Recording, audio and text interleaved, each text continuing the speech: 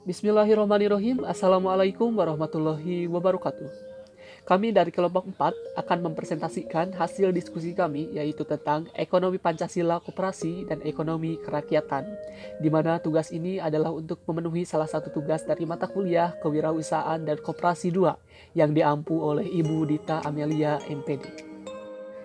Yang dimana dari kelompok 4 ini terdiri dari Saudari Respiana, Saudara Sadam Maulana, saya sendiri, dan Saudari Anissa Rahmawati. Saya akan membacakan rumusan masalah terlebih dahulu. Yang pertama ada definisi dari ekonomi Pancasila dan ekonomi kerakyatan. Yang kedua konsep dari politik ekonomi Pancasila. Yang ketiga penolakan dari ekonomi liberal dan komunis. Yang keempat politik ekonomi menurut pasal 33 Undang-Undang Dasar 1945. Yang kelima sistem ekonomi koperasi dan market ekonomi. Baik, materi pertama akan disampaikan oleh Saudari Anissa Rahmawati. Langsung saja ke pembahasan yang pertama, yaitu mengenai definisi dari ekonomi Pancasila dan ekonomi kerakyatan. Terlebih dahulu saya akan menjelaskan mengenai ekonomi Pancasila, di mana Pancasila adalah produk khas pemikiran pendiri bangsa Indonesia, sehingga ekonomi Pancasila merupakan ciri khas bangsa Indonesia. Ekonomi Pancasila mengusung semangat usaha bersama di antara pelaku ekonomi yang dapat ditemukan secara nyata dalam bentuk koperasi. Di Indonesia, koperasi merupakan sebuah badan usaha bersama yang bersifat legal formal. Sebagai lembaga sosial ekonomi, koperasi merupakan perwujudan nyata konsep ekonomi Pancasila yang bertujuan menolong individu secara bersama-sama atau berkelompok. Menurut Mupiarto, dalam sebuah artikelnya menebus dosa-dosa ekonomi Indonesia, menegaskan bahwa ekonomi Pancasila merupakan ekonomi pasar yang mengacu kepada Pancasila. Dalam bekerja, sistem ini harus berdasarkan data real ekonomi Indonesia dan bersifat moralistik, sosio-nasionalistik, dan sosio-demokratik. Ekonomi Pancasila harus mampu menggambarkan manusia Indonesia sebagai homo socius, homo ethicus, dan homo economicus dalam sistem ekonomi berdasarkan asas kekeluargaan. Dalam penjabarannya, ekonomi Pancasila bertentangan dengan ekonomi kapitalistik yang berfokus kepada keuntungan pribadi maupun sistem ekonomi sosialis yang menentang kepemilikan individu dan menyerahkan semua urusan perekonomian kepada negara. Serupa dengan pemikiran tersebut, menurut Kartasasmita, menjelaskan ekonomi Pancasila berakar dari bumi Indonesia dengan mengacu kepada nilai agama sebagai sila pertama ketuhanan yang Maha Esa. Penyelenggaraan ekonomi dan pembangunan Indonesia harus berdasarkan etika, moral, dan akhlak. Jadi berdasarkan dari penjabaran tadi dapat disimpulkan bahwa ekonomi Pancasila merupakan sebuah perekonomian yang didasarkan pada 5 sila dalam Pancasila. Sederhananya, pengertian ekonomi Pancasila adalah suatu bentuk yang dijiwai oleh ideologi Pancasila, tentunya dengan landasan kekeluargaan dan juga gotong royong. Yang selanjutnya yaitu mengenai ekonomi kerakyatan. Ekonomi kerakyatan adalah gagasan penting, cara, sifat, dan pembangunan dengan sasaran utama perbaikan nasib rakyat. Lalu ekonomi kerakyatan mengadakan perubahan penting ke arah kemajuan, khususnya ke arah pendobrakan ikatan serta halangan yang membelenggu bagian terbesar rakyat Indonesia dalam keadaan serba kekurangan dan keterbelakangan. Untuk itu sangat diperlukan perubahan politik. Demokrasi yang murni dan sejati harus menjamin kebebasan serta keterbukaannya kesempatan untuk ikut serta dalam segala persoalan masyarakat.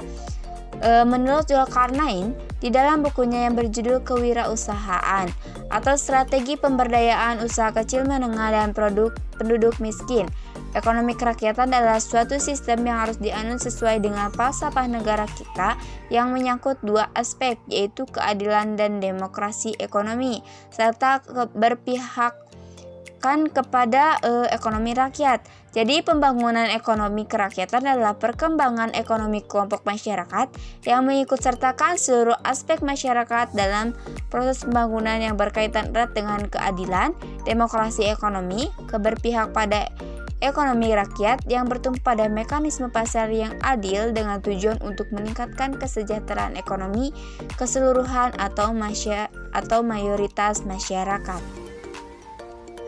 Lanjut saja kepada pembahasan yang kedua, yaitu mengenai politik ekonomi Pancasila. Masyarakat Indonesia sudah mendambakan sekali kehadiran sistem ekonomi Pancasila. Bahkan para penentu kebijaksanaan dan pelaksananya ingin mendapat bantuan para ahli untuk merumuskannya. Apabila masyarakat sudah benar-benar menginginkannya, sebenarnya dari segi teoritis satu tahap positif telah terlampaui dan ini berarti sudah ada kebutuhan. Selain itu, seluruh pihak harus bersedia mengorbankan kepentingan pribadi demi kepentingan yang lebih besar dari masyarakat secara keseluruhan. Misalnya, jangan sampai ada kecenderungan menuju etatisme, monopoli, dan persaingan bebas yang mematikan golongan ekonomi lemah. Betul bahwa hak milik dan kepentingan perorangan diakui dan dijamin. Tetapi kalau ia mulai menunjukkan hak milik dan kepentingan perorangan diakui dan dijamin, maka hak dan kepentingan perorangan tersebut harus jelas-jelas dibatasi untuk memberikan tempat lebih tinggi daripada kepentingan masyarakat. Lalu identitas ekonomi Pancasila menurut Membiarto mendefinisikan ekonomi Pancasila sebagai sistem ekonomi atau sistem perekonomian yang dijiwai oleh ideologi Pancasila, yakni ekonomi yang merupakan usaha bersama berdasarkan asas kekeluargaan dan kegotong royongan nasional. Lalu landasan hukum ekonomi Pancasila sendiri, kelahiran ekonomi Pancasila merupakan sebenarnya sudah setua Republik Indonesia. Alasannya karena Pancasila dan Undang-Undang 1945 merupakan muasal ekonomi Pancasila tercetus pada saat terbentuknya Indonesia sebagai sebuah bangsa yang berdaulat. Dalam Pancasila, sumbernya terdapat pada sila kelima, keadilan sosial bagi seluruh rakyat Indonesia. Sedangkan dalam Undang-Undang 1945, sumbernya pada pasal 27 ayat 2, pasal 33, dan pasal 34. Lalu yang selanjutnya, identifikasi pemikiran ekonomi Pancasila. Ini berdasarkan 5 sila. Yang pertama itu sila ketuhanan yang Maha Esa, diimplementasikan melalui roda kehidupan perekonomian bangsa yang digerakkan oleh rangsangan-rangsangan moral, mencakup tanggung jawab yang bersama dari semua golongan beragama dan kepercayaan terhadap Tuhan yang Maha Esa untuk secara terus-menerus dan bersama-sama meletakkan landasan spiritual, moral, dan etik yang kukuh bagi pembangunan nasional serta pengamalan Pancasila. Lalu sila kemanusiaan yang adil dan beradab diimplementasikan melalui kehidupan perekonomian yang berwawasan kemerataan sosial atas dasar kemanusiaan, mencakup peningkatan martabat serta hak dan kewajiban asasi warga negara, serta penghapusan penjajahan, kesengsaraan, dan ketidakadilan dari muka bumi. Lalu sila persatuan Indonesia diimplementasikan melalui roda perekonomian bangsa negara yang berorientasi menciptakan perekonomian nasional yang tangguh serta dijiwai oleh semangat nasionalisme, mencakup peningkatan pembinaan bangsa di semua bidang kehidupan manusia, masyarakat, bangsa, dan negara, sehingga rasa kesetiakawanan semakin kuat dalam rangka memperkukuh persatuan dan kesatuan bangsa. Sila kerakyatan yang dipimpin oleh hikmah kebijaksanaan dalam permusyawaratan perwakilan diimplementasikan melalui perwujudan usaha yang berlandaskan dan mengembangkan sistem politik demokrasi Pancasila yang makin mampu memelihara stabilitasnya nasional yang dinamis, mengembangkan kesadaran dan tanggung jawab politik warga negara, dan menggairahkan rakyat dalam proses politik.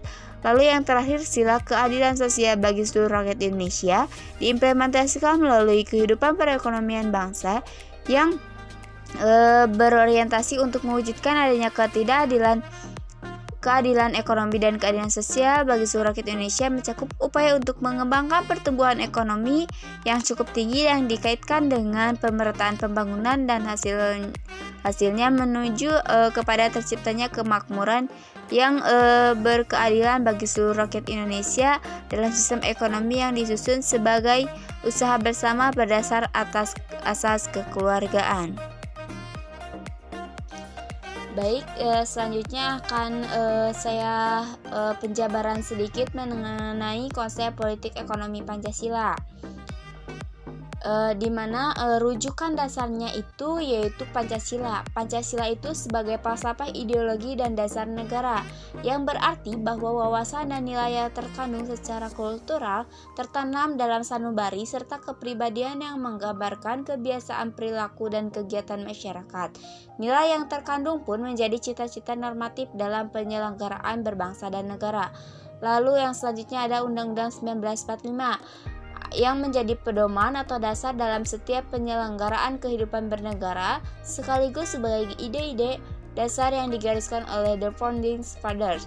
Lalu ada koperasi persdaya, BUMN, BUMD, dan BUMS. BUMN itu perusahaan negara untuk kepentingan publik. BUMD itu yang dikelola oleh pemerintah daerah. Sedangkan BUMS itu modal usaha yang modalnya bukan milik pemerintah. Koperasi itu asosiasi orang-orang untuk melakukan usaha bersama secara demokratis. Lalu yang selanjutnya yang akan merusak atau yang tidak sesuai dengan ideologi negara adanya globalisasi, kapitalisme, dan neoliberalisme, seperti dominasi asing, pasar bebas, westernisasi, dan lain-lain, yang akan menyebabkan kemiskinan struktural seperti pengangguran, kebodohan, kesenjangan sosial, kekerasan, gerakan separatisme. Yang selanjutnya ada nasionalisme ekonomi, yaitu cinta produk dalam negeri. Proteksionisme adalah kebijakan yang diambil pemerintah suatu negara yang mengarah pada perlindungan ekonomi yang mengetatkan perdagangan atau membatasi persaingan. Lalu industri kreatif, sesuai dengan era kita yaitu era revolusi industri 4.0. Lalu pengembangkan UMKM dan koperasi dan lain-lain. Lalu musuh dari nasionalisme ekonomi sendiri ada KKN, korupsi, kolusi, dan nepotisme. Lalu ada terorisme, maraknya narkoba. Lalu ada underground ekonomi, yaitu kegiatan ekonomi yang dilakukan oleh pelaku ekonomi yang bekerja sendiri atau kegiatan ekonomi baik secara legal maupun ilegal terlewat dari perhitungan produk domestik bruto atau PDB. Lalu ekonomi neoliberalisme, imperialisme, dan kapitalisme, yang semuanya itu seperti kemiskinan struktural dan musuh nasionalisme itu yang menjadi solusinya yaitu ekonomi Pancasila, ekonomi kerakyatan, konsolidasi demokrasi, reformasi agraria, penegakan hukum dan politik, yang semuanya harus merujuk kepada ideologi bangsa yaitu Pancasila dan Undang-Undang 1945. Baik, materi selanjutnya yaitu tentang penolakan dari ekonomi liberal dan komunis. Yang pertama, ekonomi liberal, di mana di sini ada ciri-ciri terlebih dahulu. Yang pertama, setiap orang memiliki hak yang sama untuk mempunyai alat produksi dan bebas dalam melakukan aktivitas perekonomian. Selanjutnya, setiap orang memiliki hak yang sama untuk bisa berusaha dan bersaing dengan sesama pelaku ekonomi lainnya. Yang selanjutnya, campur tangan pihak pemerintah dalam sistem ekonomi liberalis sangat terbatas, namun tidak menutup kemungkinan adanya intervensi dari menutup celah monopoli. Setiap harga barang yang ada di pasar sudah ditentukan oleh permintaan dan penawaran yang dilakukan secara bebas. Selanjutnya, setiap aktivitas produksi dilakukan demi mendapatkan keuntungan dan pelaku ekonomi bisa mengeruk keuntungan sebesar-besarnya. Maka apa sih itu ekonomi liberal? Sistem ekonomi liberal adalah salah satu bentuk sistem ekonomi yang memberikan kebebasan setinggi-tingginya kepada setiap orang untuk melakukan kegiatan ekonomi demi mendapatkan untung yang sangat besar. Sederhananya, sistem ekonomi liberal adalah suatu sistem ekonomi yang mana setiap keputusan perekonomian di dalamnya mengacu pada ekonomi pasar dan juga menjunjung tinggi setiap hak pemilikan pribadi. Tujuan dari sistem ekonomi liberal ini adalah mempunyai tujuan utama dari adanya gagasan sistem ekonomi neoliberalisme, yaitu ada 3. Yang pertama, mengembangkan kebebasan setiap orang untuk bisa bersaing secara bebas dan sempurna di pasar. Yang kedua, kepemilikan pribadi atas setiap faktor produksi akan diakui. Yang ketiga, penetapan dan pembentukan suatu harga di pasar bukanlah suatu hal yang alami, namun hasil dari penertiban yang sudah dilakukan oleh negara dengan dikeluarkannya undang-undang. Nah, peran negara dalam sistem ekonomi neoliberalisme ini berdasarkan 3 tujuan di atas yang tadi disebutkan. dibatasi sebagai pengatur serta penjaga adanya mekanisme di dalam pasar. Selanjutnya yaitu ekonomi komunis, di mana ciri-cirinya yang pertama, segala hal yang berkaitan dengan sistem ekonomi harus dilakukan bersama-sama. Yang kedua, semua sumber daya ekonomi merupakan milik negara. 3, semua keputusan mengenai harga, jenis, dan jumlah barang diatur oleh negara. 4, semua masyarakat adalah pegawai bagi negaranya. 5, negara mengatur jalannya komunikasi dan transportasi. 6, instansi produksi dan pabrik-pabrik dimiliki oleh negara. 7, pendidikan gratis untuk semua anak di sekolah umum. 8, semua hak kepemilikan pribadi dihapus untuk memenuhi hak kepemilikan publik. 9, semua pengangguran dipegang serta dijamin oleh negara. Lalu apa itu ekonomi komunis? Sistem ekonomi komunis merupakan sistem ekonomi yang semua unsur perekonomiannya di dalamnya itu diatur dan disediakan oleh negara. Dalam sistem ini, semua masyarakatnya tidak diperbolehkan untuk mempunyai kekayaan pribadi. Bisa dikatakan sistem komunis adalah sistem yang mengatur nasib seseorang atau masyarakat. Semua aspek bisnis dari yang terkecil sampai yang terbesar itu dipegang oleh negara dengan adil pemerataannya dan kebersamaannya. Namun, tujuan sistem komunis ini tidak pernah bisa maju sehingga banyak negara-negara yang meninggalkan sistem komunis ini. Karena sistem ekonomi merupakan segala aturan-aturan atau cara-cara menjadi satu kesatuan dengan tujuan untuk mencapai tujuan dalam perekonomian. Juga sebagai cara untuk memenuhi kebutuhan hidup serta mencapai kesuburan dan kemakmuran. Di antara sistem ekonomi komunis dan liberalis ini, masing-masing mempunyai kelebihan serta kekurangannya. Seperti di ekonomi liberal, memiliki kelebihannya yaitu mengembangkan inisiatif dan kreasi pada masyarakat untuk mengatur kegiatan perekonomian, menciptakan dan meningkatkan persaingan untuk bisa maju.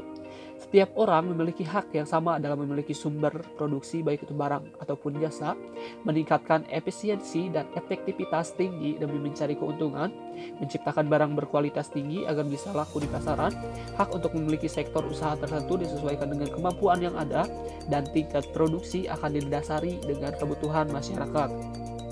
Begitupun dengan kekurangan yang dimiliki oleh ekonomi liberal adalah monopoli terjadi di mana-mana pada lapisan masyarakat. Selanjutnya, menyamaratakan suatu pendapatan yang tidak mudah untuk dilakukan karena persaingan pasar bebas. Selanjutnya, masyarakat yang kaya akan semakin kaya dan yang miskin akan tetap menjadi miskin. Selanjutnya, timbulnya persaingan yang tidak sehat, berpotensi terjadi krisis ekonomi dan penggunaan sumber daya alam yang sangat berlebihan. Selanjutnya, kekurangan dan kelebihan dari sistem ekonomi komunis, yaitu kelebihannya disediakan kebutuhan pokok oleh negara, setiap individu mendapatkan pekerjaan.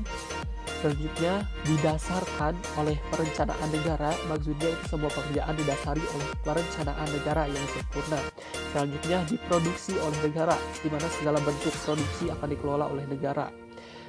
Pemerintah lebih mudah untuk mengatur inflasi, pengangguran, dan masalah ekonomi lainnya. Pemerintah akan turut campur langsung dalam pengendalian inflasi, pendistribusian, sehingga akan jarang terjadi krisis ekonomi.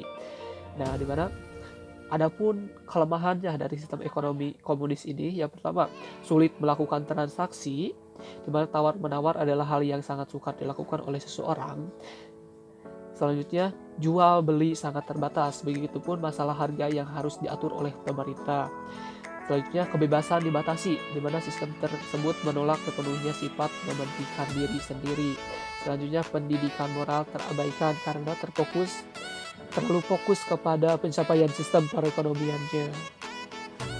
Nah, penolakan sistem ekonomi liberal dan komunis ini merupakan yaitu sistem ekonomi komunis ini adalah sistem ekonomi yang dicetuskan oleh Karl Marx akibat penolakan terhadap sistem liberalis yang dianggap telah mengambil surplus value dari tenaga kerja.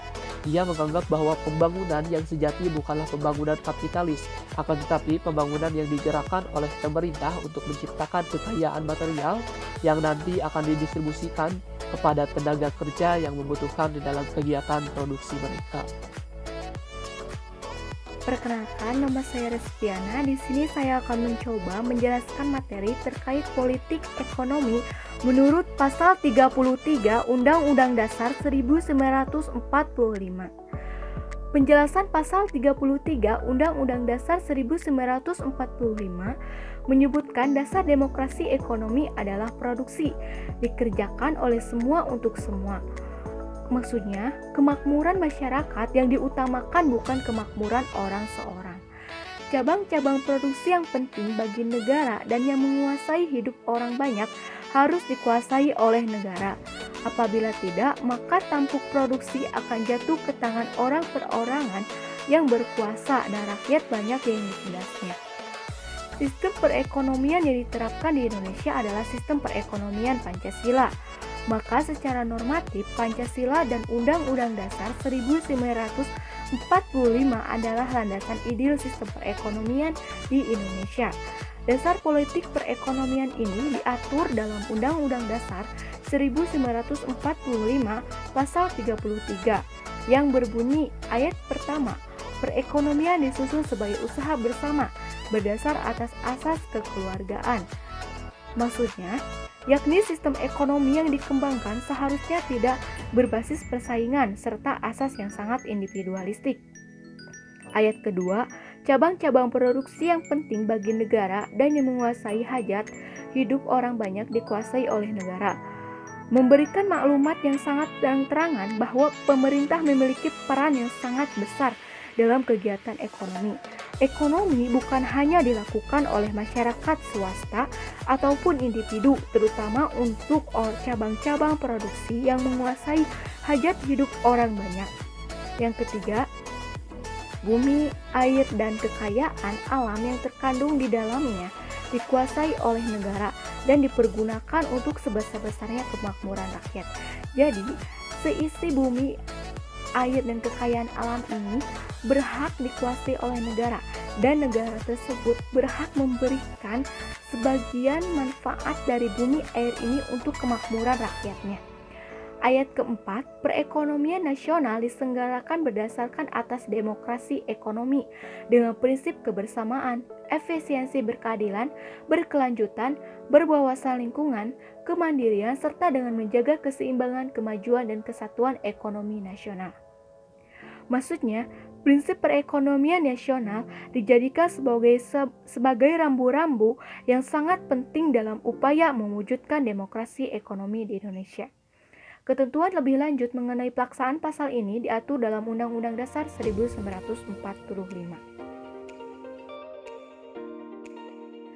Selanjutnya, di sini saya akan menjelaskan tentang sistem ekonomi koperasi dan market ekonomi atau ekonomi pasar. Koperasi sebagai suatu sistem ekonomi mempunyai kedudukan politik yang cukup kuat karena memiliki cantolan konstitusional, yaitu berpegang pada pasal 33 Undang-Undang Dasar 1945, khususnya ayat yang pertama yang menyebutkan bahwa perekonomian disusun sebagai usaha bersama berdasar atas asas kekeluargaan. Ditegaskan pula bahwa perekonomian disusun berdasarkan demokrasi ekonomi dan dibangun perusahaan yang sesuai dengan itu ialah koperasi. Koperasi harus membina kemampuan anggotanya menjadi kuat dan mandiri secara ekonomi sesuai dengan prinsip koperasi yang mampu berperan sebagai soko guru perekonomian nasional. Selanjutnya, di sini saya akan menjelaskan tentang market ekonomi atau ekonomi pasar. Sebelum ke penjelasannya, di sini saya akan menjelaskan terlebih dahulu apa yang dimaksud dengan pasar. Pasar dapat dipahami secara umum memiliki dua pemahaman, yaitu klasik dan modern. Dalam pemahaman klasik, pasar diartikan sebagai tempat yang mempertemukan penjual dan pembeli untuk melakukan pertukaran atas barang dan jasa. Sedangkan dalam pemahaman modern, pasar adalah media yang dapat mewadahi operasi permintaan dan penawaran atas barang dan jasa. Di sini pun ada beberapa fungsi dari pasar. Menurut Richard Ebilas, secara terperinci juga menjelaskan fungsi pasar sebagai berikut. Yang pertama, pasar menetapkan nilai. Dalam ekonomi pasar, harga merupakan alat pengukur nilai. Pertanyaannya, barang apakah yang akan diproduksi? Merupakan masalah yang sudah berabad-abad dipersoalkan orang. Maka jawaban dari pertanyaan tersebut tentu adalah hal tersebut ditentukan oleh konsumen. Selain itu adalah sejauh mana kemampuan konsumen untuk membeli barang produksi tersebut. Kedua, pasar mengorganisasi produksi. Caranya adalah lewat faktor biaya. Dalam teori harga diasumsikan bahwa kita mempergunakan metode produksi yang paling efisien. Atau dari semua metode produksi, pengusaha atau yakni orang yang mengorganisasi produksi akan memilih metode yang dapat memaksimalisasikan rasio antara output produk dengan input sumber daya yang diukur dengan uang. Fungsi kedua inilah yang menjawab pertanyaan bagaimana cara menghasilkan barang dan jasa. Yang ketiga, pasar mendistribusikan produk. Hal ini menyangkut pertanyaan untuk siapa barang dihasilkan, dan pertanyaan ini dijawab lewat pembayaran kepada sumber daya. Mereka yang menghasilkan paling banyak akan menerima pembayaran paling banyak pula. Lepas dari warisan, nepotisme, dan lain sebagainya, kita dapat melihat secara teoritis tenaga dan sumber daya lain dibayar sesuai dengan apa yang dihasilkan. Yang keempat, pasar menyelenggarakan penjatahan atau rationing. Penjatahan adalah inti dari terjadinya harga. Sebagai penjatahan membatasi konsumsi dari produksi yang tersedia. Yang kelima, pasar menyediakan barang dan jasa untuk keperluan di masa yang akan datang. Tabungan atau saving dan investasi atau investment, semuanya terjadi di pasar dan keduanya merupakan usaha mempertahankan dan mencapai kemajuan perekonomian. Di sini pun ada macam-macam pasar. Yang pertama yaitu pasar persaingan sempurna. Dalam teori ekonomi mikro pada umumnya adalah suatu pasar yang ditandai oleh tidak adanya sama sekali persaingan yang bersifat pribadi atau rivalry di antara perusahaan-perusahaan individu yang ada di dalamnya. Yang kedua ada pasar bersaing monopolistik. Istilah monopolistic competition diperkenalkan oleh Edward Chamberlain dan John Robinson di tahun 1130-an. Model ini sebenarnya dirumuskan atas adanya rasa ketidakpuasan terhadap model pasar persaingan sempurna yang anggapan-anggapannya dasarnya dirasa kurang realistik seperti anggapan jenis produk yang homogen. Bentuk pasar monopolistik dianggap lebih mencerminkan keadaan yang lebih realistis, di mana terbanyak perusahaan yang menghasilkan produk yang bersifat heterogen, tetapi merupakan substitusi dekat. Selanjutnya ada pasar monopoli. Secara umum, monopoli dapat diartikan sebagai suatu model pasar di mana pasar itu hanya ada satu penjual dan output yang dihasilkan produsen bersifat lain dari yang lain, serta terdapat hambatan untuk masuk bagi pesaing di luar. Selanjutnya ada sistem ekonomi pasar. Sistem ekonomi pasar adalah suatu sistem ekonomi di mana seluruh kegiatan ekonomi, mulai dari produksi, distribusi, dan konsumsi, diserahkan sepenuhnya kepada mekanisme pasar. Maksudnya, sistem ekonomi ini dilandaskan pada kebebasan individu dan perusahaan dalam menentukan berbagai kegiatan ekonomi, seperti produksi, yaitu kegiatan menciptakan produk atau barang dan jasa. Distribusi menyalurkan barang hasil produksi dari produsen ke konsumen. Yang terakhir, konsumsi adalah pemakai barang dan jasa. Adapun di sini beberapa ciri-ciri sistem ekonomi pasar, yaitu semua alat dan sumber daya dikuasai pemerintah. Jadi semua alat dan sumber daya yang ada di sistem ekonomi pasar ini dikuasai wajib oleh pemerintah dan negara. Yang kedua, hak milik per orang tidak diakui. Maksudnya di sini hak milik per orang atau individu ini tidak diakui oleh negara atau pemerintah. Yang ketiga, tidak ada individu atau kelompok yang dapat berusaha dengan bebas dalam kegiatan perekonomian. Di sini tidak ada perorangan atau individu yang berhak atau bebas melakukan kegiatan perekonomian karena di sini kegiatan perekonomian ini dikuasai oleh pemerintah dan negara. Yang keempat, kebijakan perekonomian diatur sepenuhnya oleh pemerintah ataupun negara. Baik, itulah pemaparan dari kelompok kami. Sekian dan terima kasih atas segala perhatiannya. Mohon maaf apabila ada kesalahan kata. Tetap jaga kesehatan dan patuhi protokol kesehatan. Akhir kata dari kami, wabillahi taufiq wal hidayah. Wassalamualaikum warahmatullahi wabarakatuh.